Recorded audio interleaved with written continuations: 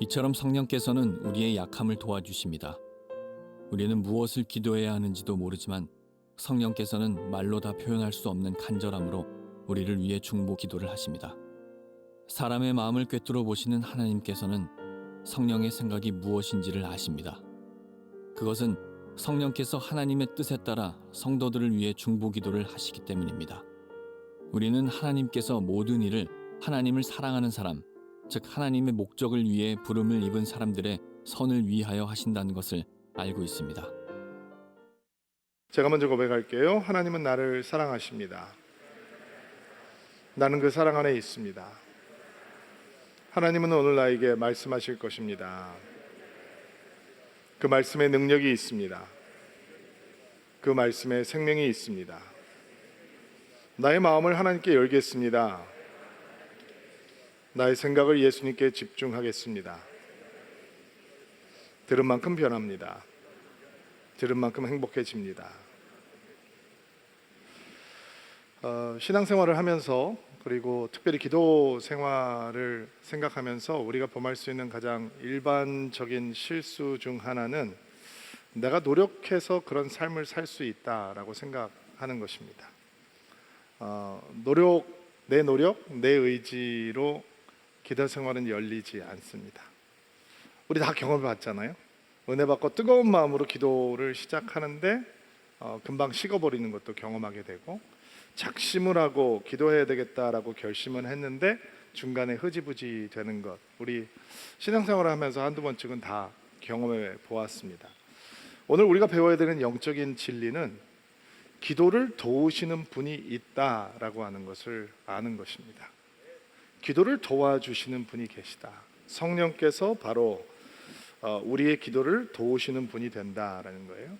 그 분을 의지하지 않고는 우리는 절대로 제대로 기도할 수 없다라고 하는 것을 오늘 배워보려고 합니다. 오늘 본문 말씀 로마서 8장 26절 27절을 다시 읽을 텐데요, 쉬운 성경으로 읽고 그 다음에 개역 개정으로 한번 읽어볼게요. 26절 말씀 읽겠습니다. 시작. 이처럼 성령께서는 우리의 약함을 도와주십니다. 우리는 무엇을 기도해야 할지도 모르지만 성령께서는 말로 다 표현할 수 없는 간절함으로 우리를 위해 중보 기도를 하십니다. 사람의 마음을 꿰뚫어 보시는 하나님께서는 성령의 생각이 무엇인지를 아십니다. 그것은 성령께서 하나님의 뜻을 따라 성령을 위해 중보 기도를 하시기 때문입니다. 개역 개정으로도 한번 읽어볼게요. 시작. 이와 같이 성령도 우리의 연약함을 도우시나니 우리는 마땅히 기도할 바를 알지 못하나 오직 성령이 말할 수 없는 탄식으로 우리를 위하여 친히 간구하시느니라. 마음을 살피시는 이가 성령의 생각을 아시나니 이는 성령이 하나님의 뜻대로 성도를 위하여 간구하심이라. 자, 바울이 우리에게 가르쳐주고 있는 한 가지 사실은, 우리가 우리에게 기도를 도우시는 분, 우리를 위해서 기도하시는 분이 바로 성령님이시다라고 하는 사실입니다. 기도를 하기 원한다면 내 노력과 내 의지를 가지고 시작을 하는 것이 아니라 우리를 위해서 말할 수 없는 탄식으로 중보하시며 우리의 기도를 도우시는 분을 의지하는 것으로 출발해야 한다는 것입니다. 왜 성령을 의지하면서 우리 기도를 시작해야 하는가? 오늘 그 이유를 세 가지를 제가 본문 말씀을 통해서 설명을 드릴 거예요. 왜 성령을 의지함으로 기도를 시작해야 되는가? 왜냐하면 우리 안에 스스로 해결할 수 없는 연약함이 있기 때문이다 라고 이해하셔야 합니다. 오늘 본문 말씀이 이야기하고 있죠. 이와 같이 성령도 우리의 연약함을 도우시나니. 그러면 기도 앞에서 우리는 어떤 연약함을 갖고 있다라고 하는 것을 인정해야 하는가? 첫째로는 기도하고 싶다라고 하는 마음도 느끼지 못하는 연약함. 내가 기도해야 된다라고 하는 필요성도 느끼지 못하는 연약함.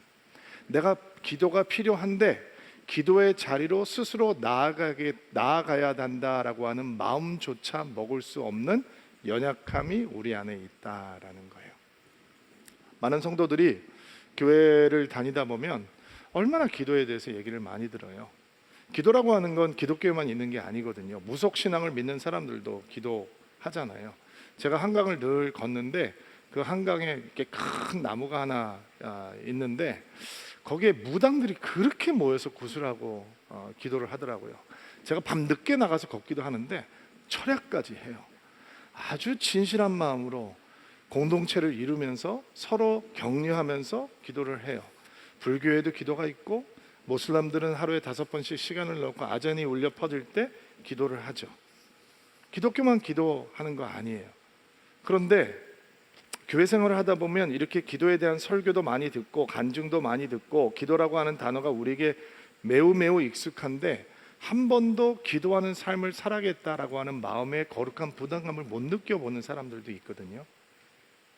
기도가 필요한지는 누구든지 다 알지만 기도해야 되는 이유도 우리의 삶에 너무도 많이 있지만 하나님 앞에 스스로 무릎을 꿇고 기도하는 자리를 지키지 못하는 사람들이 훨씬 더 많단 말이죠. 이렇게 성도들이 많이 예배를 드리는데 기도하는 사람이 더 많은가? 기도 안 하는 사람이 많은가? 어떨 것 같아요? 기도 안 하는 사람들이 훨씬 더 많다는 거예요. 성령께서 어떤 연약함을 도우시는가? 신앙생활을 하면서도 기도에 대한 갈급한 사모함은 많은 마음을 잃어버린 사람들, 그러한 마음을 갖지 못하는 연약함을 갖고 있는 사람들, 기도를 시작하고 싶은데 어떻게 시작해야 될지 막막하게 느끼는 사람들, 기도가 너무 필요한데 스스로 주의 이름을 부를 수 없는 사람들, 기도에 대한 사모함이나 갈급함보다는 그냥 무거운 부담감이나 죄책감만 가지고 있는 사람들, 기도에 대해서 많이 머리로는 알고 있는데 실제로 기도를 하면서 기도를 체험하지 못했던 연약함을 가지고 있는 사람들, 그런 사람들을 성령께서 도우신다라는 거예요. 성령께서 그들을 어떻게 도와주시느냐? 찌르시는 거죠. 초청하시는 거죠. 부르시는 거죠. 우리 셀장님들에게 좀 부탁을 드릴게요. 그리고 공동체 활동을 하고 있는 성도들에게 제가 하나 부탁드릴게요.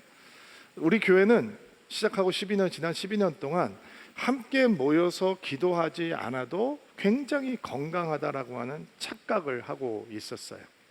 코로나가 시작이 되면서 많은 성도들이 영적으로 침체하고 특별히 우리 가운데 굉장히 큰 고통과 고난을 당하고 있는 성도들을 보면서 목사인 제가, 여러분을 목회하고 있는 제가 우리 함께 모여서 기도합시다라고 말조차 할 수 없는 그런 목회를 하고 있다는 게 충격이었죠. 그래서 성수선전을 준비했어요. 그리고 우리는 거기서 5만 시간 기도 운동을 하고 뜨겁게 기도하는 모임들을 만들어가고 있어요. 그런데 그 자리에 내가 가야겠다라고 마음조차 먹지 않는 사람들이 훨씬 더 많다는 거예요. 우리 셀장님들과 우리 셀 활동을 하고 있는 분들에게 제가 부탁드리고 싶은 건, 셀장이라면 자기 셀원들한테 한 달에 한 번은 우리 함께 그 자리에 가서 기도합시다 얘기하실 수 있어야 돼요. 그렇게 얘기를 해주세요. 만약에 여러분의 셀장님들께서 개강을 했는데 우리 이번 달에는 셋째 주에, 이번 달에는 넷째 주에, 이번 달에는 첫째 주에 우리 함께 금요일 날 가서 교회에서 기도 집회하면서 뜨겁게 열심히 기도합시다 라고 얘기를 안 한다면 세련된 여러분들이 가서 얘기를 하세요. 우리 한 달에 한 번은 우리 함께 모여서 기도합시다. 우리도 교회가 기도하는 것 가운데 함께 가서 기도해야 합니다 라는 말씀을 해주세요. 왜 이런 시간이 필요하냐? 이렇게 우리가 손을 내밀고 성도들을 푸시하지 않으면 기도가 필요한데도, 기도를 배워야 하는데도 기도해야 되겠다고 하는 생각조차 못하는 사람들이 교회 안에는 훨씬 더 많기 때문이에요. 누가 끌어주지 않으면 기도의 자리에 나올 수 없고, 누가 푸시하지 않으면 기도하려고 하는 생각조차 할 수 없는 사람들이 있기 때문에, 그런 연약함이 우리 가운데 있기 때문에 우리 공동체에서 그런 선한 노력을 좀 했으면 좋겠어요. 자, 기도하고 싶지만 기도해야 된다라고 하는 마음조차 가질 수 없는 연약함을 성령께서 도우시는 거예요. 기도의 자리로 부르시고 기도하고 싶다라고 하는 뜨거운 마음을 갖게 하는 거죠. 또 우리 안에 어떤 연약함이 있느냐? 기도의 자리를 너무 쉽게 떠나는 연약함이 있어요. 왜 성도들이 기도하러 나오느냐? 마음에 무거움이 있기 때문이죠. 삶에 공고함이 있기 때문이에요. 내 스스로 해결할 수 없는 그런 절박한 상황들이, 거친 상황들이 있기 때문에 우리는 하나님의 도우심을 구하기 위해서 기도의 자리로 나오죠. 모든 기도와 간구로 하나님께 우리의 마음을 아뢰기 위해서 나오는 거예요. 그런데 상황이 바뀌고 나면 기도가 너무 쉽게 식어버려요. 경험해 보셨죠? 입시를 앞둔 엄마의 기도는 절박하고 절실해요. 수능 날이 딱 끝나면 어떻게 그 마음이 그렇게 벗겨져 있고, 어떻게 그 아이를 위해서 기도하고 있던 그 뜨거움이 하루 상관으로 그냥 수능이 끝나는 순간 얼음장이 돼버려요. 기도를 멈추게 되는 거죠. 사업이 위기 가운데 있을 때는 뜨겁게 하나님 앞에 기도했는데, 가정이 위기를 만나면 절실하게 기도하고, 몸에 질병이 생기면 온 가족이 한 마음으로 기도하고, 교회에 어려움이 생기면 성도들이 금식하며 주의 이름을 부르는데, 그런 상황들이 괜찮아지면 너무 쉽게 기도의 자리를 떠나는, 그게 우리 연약함이죠. 절박하고 절실한 상황을 만나지 않으면 기도하지 않는, 그게 우리의 연약함이에요. 기도가 필요한데 기도를 멈추는 걸 주저하지 않는, 그게 우리의 연약함이란 말이에요. 성령께서는 그 연약함을 도와주시는 분이에요.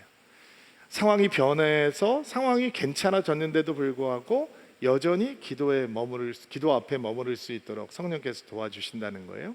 또 우리 안에 어떤 연약함이 있는가? 마땅히 기도할 바를 알지 못한다라고 얘기해요. 성령께서는 우리가 엉터리 기도, 엉뚱한 기도를 졸업하게 도와주시는 분이라는 거예요. 예수님께서 기도에 대해서 가르쳐 주시면서 무엇을 먹을까? 무엇을 마실까? 무엇을 입을까? 걱정하지 말라, 기도하지 말라 그러셨어요. 너희의 목숨이 음식보다 중요하고 너희 몸이 의복보다 중요하지 않느냐라고 말씀하셨어요. 이게 무슨 말이냐? 기도해야 하는 일이 있고 기도하지 말아야 되는 일이 있다는 거예요. 근데 우리 리스트는 장황하잖아요. 길잖아요. 조목조목 하나님께 가르쳐 드리잖아요. 마치 하나님께서 우리의 삶의 정황을 모르는 것처럼 하나님 앞에 마이크로 매니징을 하죠. 정확하게. 배우자 기도를 할 때는 키까지, 어떤 사람은 혈액형까지, 별의별 걸 다 기도하죠. 리스트가 길어요. 근데 믿음의 사람이라면 무엇을 구해야 하는가? 무엇을 먹을까? 무엇을 마실까? 무엇을 입을까는 이방인들이 구하는 것이다 라고 말씀하셨죠. 그 얘기는 무슨 얘기냐? 믿음 없는 사람들이 그거를 구하라는 거예요. 구한다는 거예요. 예수님께서는 기도할 때 무엇을 구하라고 말씀하셨냐면 먼저 그의 나라와 그의 의를 구해야 한다라고 말씀하셨어요. 그러면 이 모든 것들이 너희에게 더해질 것이다 라고 얘기하셨어요. 그러니까 예수님의 기도에 대한 가르침을 보면 엉터리 기도가 있다는 거예요. 하지 말아야 되는 기도가 있다는 거예요. 엉뚱한 기도가 있다는 거예요. 그런데 우리는 성령께서 우리를 도와주시지 않으면 그 엉터리 기도를 벗어날 수가 없는 거예요. 사도 바울은 이런 얘기를 합니다. 고린도전서 15장 19절 말씀인데 개역 개정으로 한번 읽어볼게요. 읽어주세요. 시작.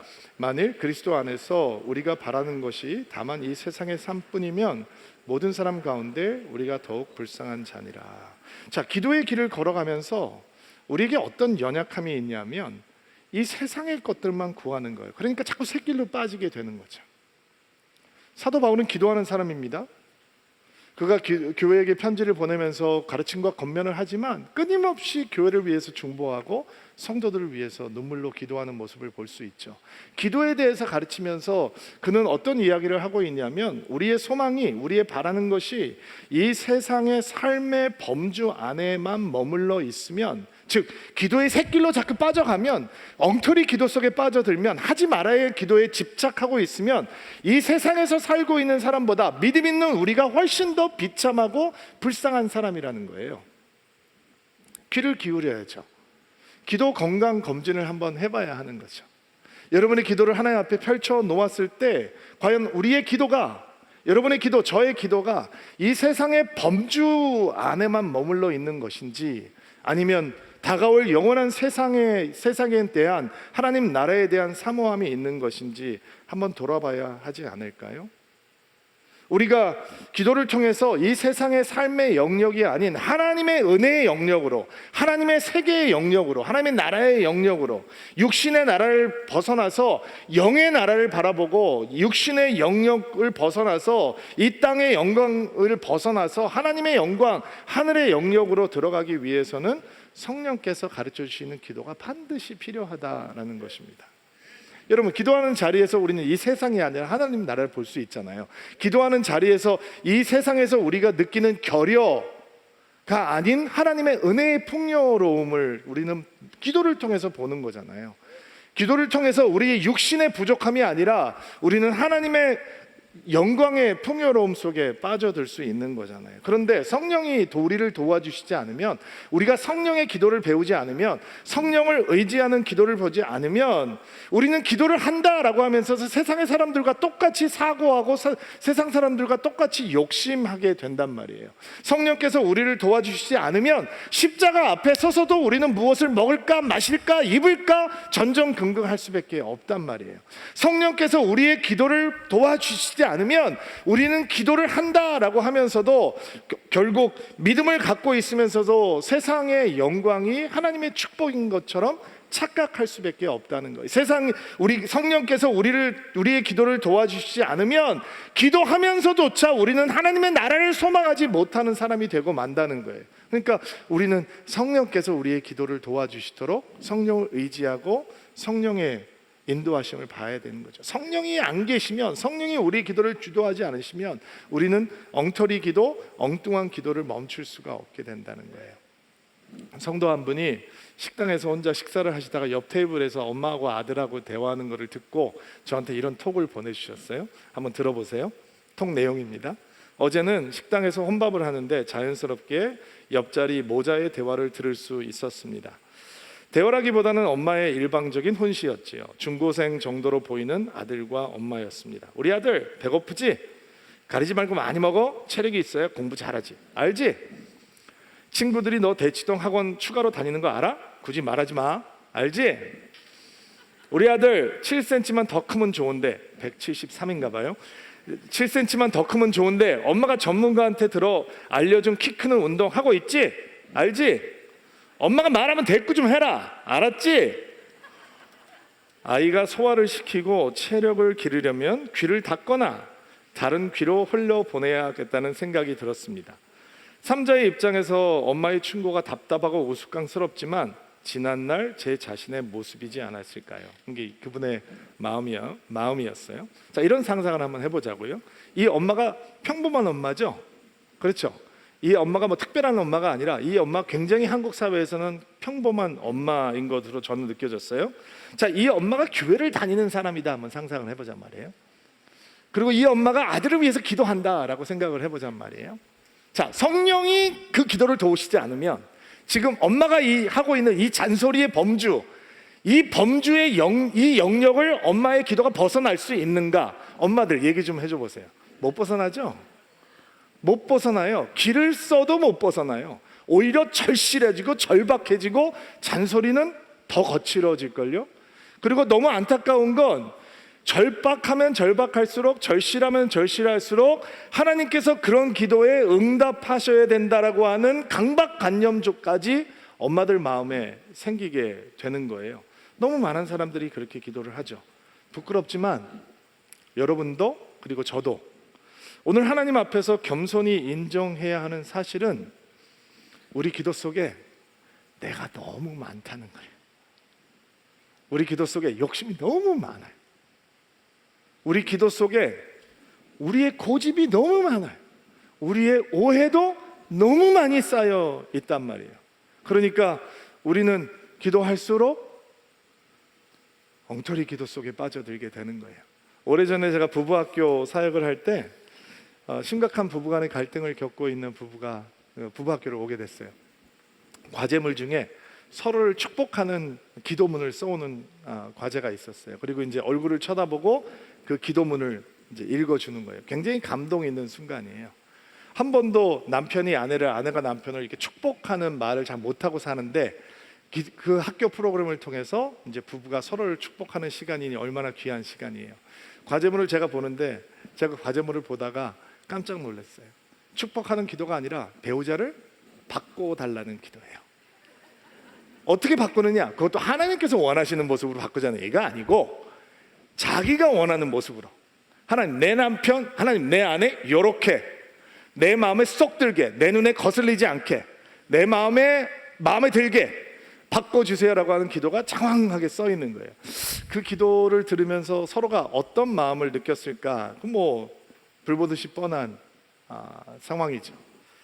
기도하면서 그런 기도 속에 빠져 있으면 기도하면 기도할수록 실망이 커지고, 기도하면 기도할수록 불만이 세지고, 변하지 않는 서로의 모습을 보면서 기도 응답하시는 하나님을 향해 화가 나고 원망스럽고, 기도해도 변화가 없는 상황 속에서 실망감 속에 빠져들 수밖에 없는 거예요. 그런데 성령께서 우리의 기도를 인도하시기 시작하면, 기도 가운데 성령을 의지하기 시작하면 그런 엉터리 기도에서 우리는 졸업할 수 있다라는 거예요. 자, 하나님께서 우리가 기도하는데 성령을 왜 의지해야 되느냐? 우리 연약함을 극복하기 위해서다.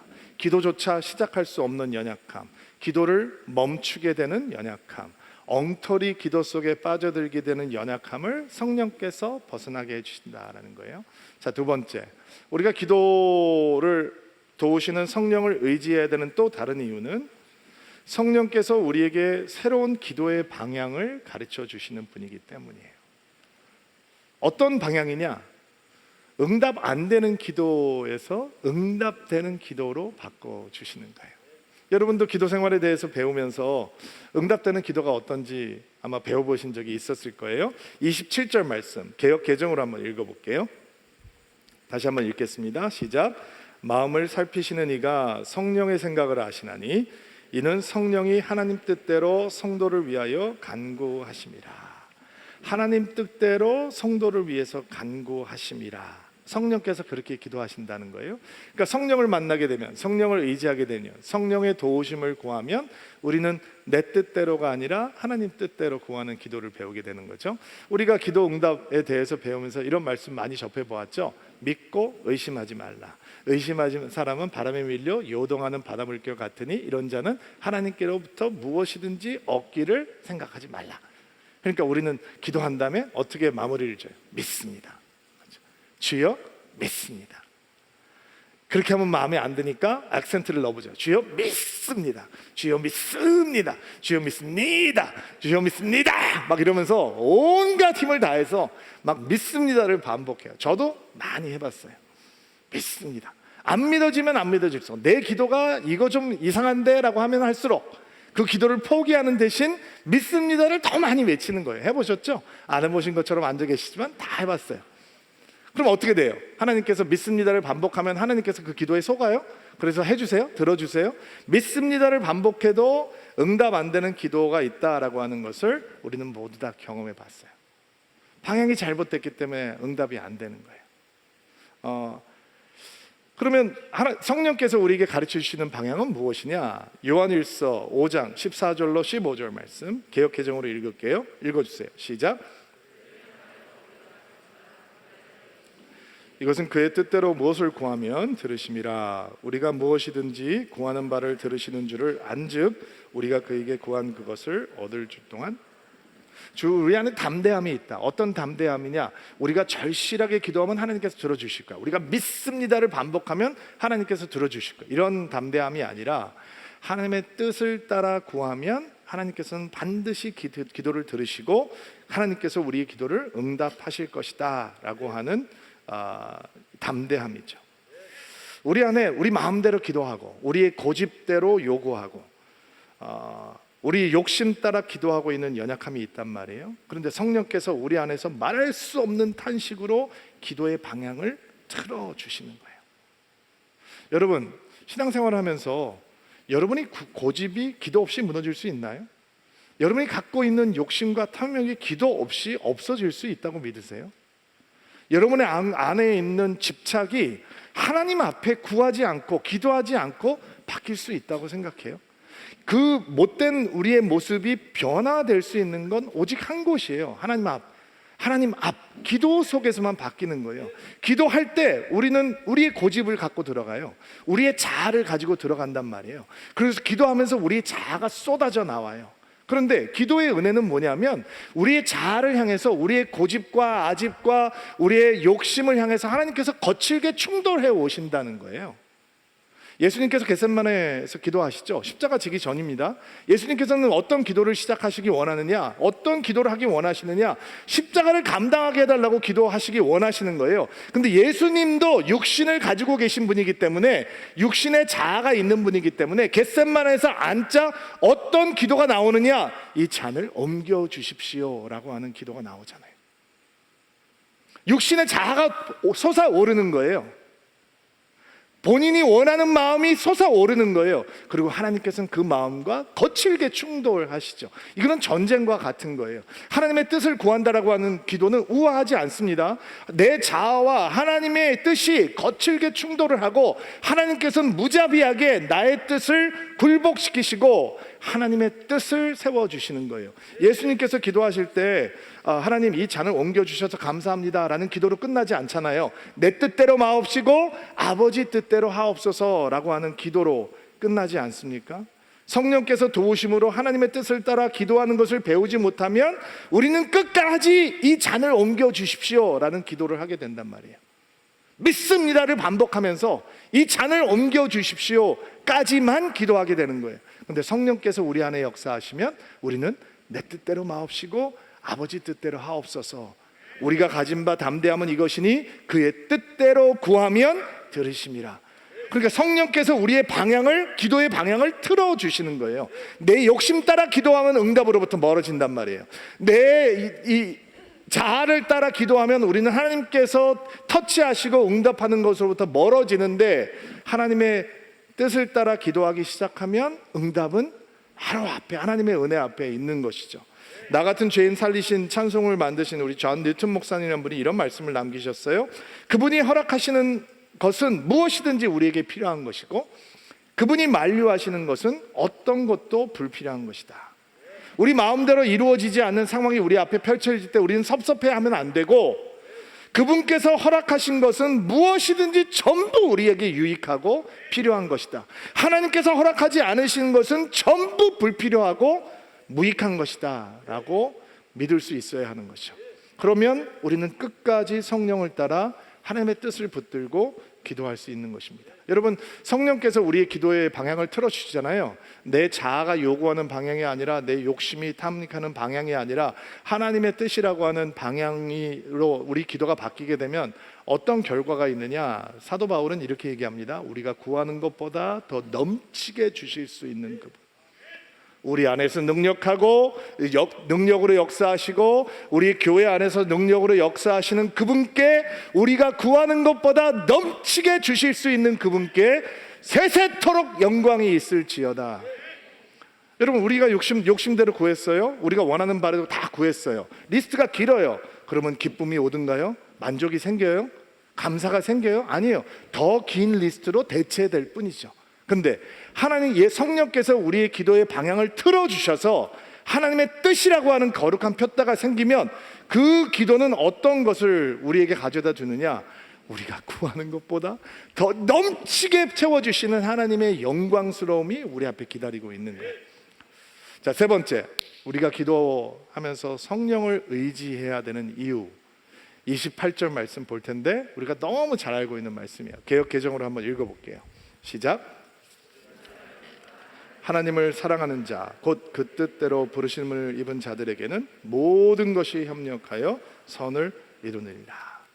자, 기도를 진지하게 삶의 중요한 부분으로 받아들이고 있는 사람들이 모두 경험하게 되는 현실은, 기도하도 변하지 않는 현실을 만나게 된다라는 거죠. 그래서 때로 좌절하고 실망하고 기도에 대한 불신이 생기기도 해요. 어떤 기도는 하나님께서 응답을 하시지만 우리 시대에 이루어지지 않는 기도도 있을 거예요. 민족의 부흥을 위해서 기도했던 우리 신앙의 선배들이 기도가 그런 것이었을 것이고, 이 땅에 몸을 묻으면서 이 대한민국의 복음화를 위해서 기도했던 선교사들이 아마 그런 기도겠죠. 그럼에도 불구하고 우리 성령께서 우리에게 가르쳐 주시는 영적인 진리 하나는, 기도의 끝이 어떤 것인지에 대한 거예요. 기도해도 변하지 않는 현실이 우리 눈앞에 펼쳐질 때 성령의 인도하심을 받지 않으면 기도는 멈추게 돼요. 그런데 성령께서 우리의 기도를 도우시면, 우리가 기도 속에서 성령을 의지해야 되는 바로 그 이유는 기도의 끝이 어떤 것인지 그분은 확증시켜 주시기 때문이에요. 기도의 끝이 무엇이냐? 하나님을 사랑하는 자 누구예요? 여러분, 저. 하나님을 사랑하는 자, 하나님의 부르심을 받은 자, 그들 앞에 펼쳐져 있는 현실이 아무리 불만족스럽더라도, 여러분, 현실이 만족스러운 사람보다 불만족스러운 사람들이 훨씬 더 많습니다. 인생은 내 마음대로 펼쳐지지 않습니다. 내 마음대로 기대는 할 수 있지만 우리의 인생은 절대로 우리가 소원하는 대로 그렇게 펼쳐지지 않습니다. 밝은 날보다는 어두운 날을 더 많이 만나게 됩니다. 그럴지라도 하나님을 사랑하는 자 누구라고요? 여러분, 저. 우리 앞에는 모든 것이 합력해서 선을 이루는 기도의 끝이 있다라는 거예요. 그거를 성령께서 확증시켜 주신다는 거예요. 내가 손으로 만질 수 없고, 눈으로 볼 수 없고, 마음으로 느낄 수 없고, 머리로 이해하지 못하지만 하나님을 사랑하는 자들, 여러분들을 위해서는 모든 것이 합력해서 선을 이루게 될 것이다. 그것이 기도의 끝이다라는 거예요. 이것은 약속이요, 하나님의 언약의 선포란 말이에요. 우리의 부족함이, 우리의 연약함이, 우리의 기도하지 않음이, 우리의 죄악됨이 이 성도의 끝, 이 기도의 끝을 훼손시키지 못한다라는 거예요. 그러니까 눈앞에 나타나는 실망스러운 상황 속에서도 성도들은 어떻게 끝까지 무너지지 않고 기도할 수 있는가? 성령께서 우리 안에서, 하나님을 사랑하는 자들은 모든 것이 합력해서 선을 이루게 될 것이다라고 하는 마음의 확증을 갖고 기도의 자리를 떠나지 않고 무너지지 않고 실망스러운 결과 앞에서도 끝까지 기도할 수 있게 도와주신다라는 거예요. 이게 우리가 성령을 의지해야 되는 이유예요. 여러분, 이 기도의 끝을 확증시켜주는 성령의 은혜가 오늘 여러분의 영혼을 가득 채워주시기를 바랍니다. 오늘 이 자리를 떠나기 전에, 하나님, 내가 여전히 기도하고 있고 나의 삶은 몹시 실망스럽지만, 내 마음을 불편하게 하지만 나는 내가 하나님을 사랑하고 하나님께서 나를 부르셨기 때문에 모든 것이 합력해서 선을 이루게 되는 날이 다가오고 있음을 나는 믿습니다. 나는 알고 있습니다. 나는 의심치 않습니다 라고 하는 고백이 여러분의 믿음의 고백되기를 바랍니다. 그때 우리의 삶에는 감사가 넘치게 될 것이고, 기쁨이 흐르게 될 것이고, 두려움이 사라지고, 불평과 불만이 사라지고, 하나님의 샬롬, 하나님의 변하지 않는 평강이 우리 영혼을 다스리게 될 것입니다. 이 은혜가 오늘 여러분을 가득 채우게 되기를 주의 이름으로 축복합니다. 기도할게요. 오늘 여러분을 위해서 두 번만 초청을 하고 기도하려고 하는데요, 성령께서 은혜를 주시는 대로 반응하시면 되겠습니다. 첫 번째 초청입니다. 우리 안에 있는 연약함을 극복하기 원한 마음을 위한 기도입니다. 목사님, 내 안에 기도할 마음조차 갖지 못하는 연약함이 있습니다. 기도해야 하는데 기도의 자리로 스스로 나아가지 못하는 연약함이 있습니다. 기도의 자리를 떠나지 말아야 되는데 기도를 너무 쉽게 포기하는 연약함이 내 안에 있습니다. 기도를 하면서도 엉터리 기도, 엉뚱한 기도로 채워가고 있는 연약함이, 나의 욕심과 나의 고집을 포기하지 못하는 연약함이 내 안에 있습니다. 나는 성령의 기도가 필요합니다. 이것이 만약에 여러분의 마음이라면 가슴에 손을 얹고 안수하시기 바랍니다.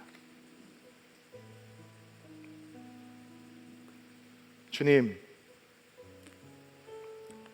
기도할 마음조차 갖지 못하는 연약함이 있는 성도에게 기도하고 싶다라고 하는 뜨거운 마음을 허락하여 주옵소서. 기도의 자리에 머물러 있어야 하는데 너무 쉽게 기도를 포기하는 성도들에게 끝까지 기도의 자리에 머무를 수 있는 은혜를 우리 성령께서 허락하여 주옵소서. 너무 뜨겁게 열심히 기도하면서도 엉뚱한 기도, 엉터리 기도로만 채워가고 있는 연약함을 갖고 있는 성도들이 있다면 성령의 기도를 가르쳐 주옵소서.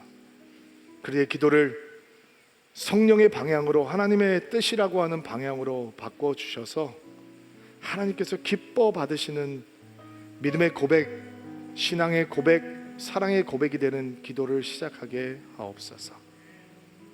손 내리시고요. 두 번째 초청입니다. 우리 앞에는 언제나 불만스러운 현실이 펼쳐집니다. 그러나 성령께서는 우리 안에서 하나님의 변하지 않는 약속, 주를 사랑하는 자들에게는 모든 것이 협력해서 서를 이룬다라고 하는 약속을 확증시켜 주십니다. 그 약속이 필요한 분들, 목사님 내 앞에 있는 상황은 어둡고 거칠지만 나는 나의 기도의 끝이 모든 것이 협력해서 선을 이루게 된다라고 하는 것을 믿고 싶습니다. 알고 싶습니다. 확증하고 싶습니다. 이것이 여러분의 마음이라면 가슴에 손을 얹고 안수하시기 바랍니다. 하나님, 주님을 사랑합니다. 주님을 온전히 따르고 믿고 싶습니다. 주께서 우리를 사랑하시며 우리를 불렀다라고 하는 사실에 우리는 의심하지 않습니다. 그러나 우리 앞에 펼쳐져 있는 현실은 때때로 몹시 불만스럽고 실망스럽고 우리에게 두려움을 줍니다. 그러나 오늘 성령께서 우리 마음 가운데 성령의 확증을 넣어 주옵소서. 주를 사랑하는 자들에게는 모든 것이 협력해서 선을 이룬다라고 하는 확신이 있게 도와주옵소서. 눈앞에 펼쳐지고 있는 상황에 상관없이 우리의 기도의 끝은 하나님의 선이다라고 하는 것을 믿고 의심치 않게 하옵소서. 말할 수 없는 탄식으로 기도하시는 성령님, 우리의 기도가 그 성령의 기도로 바뀌는 은혜를 부어 주옵소서. 예수님의 이름으로 기도하옵나이다.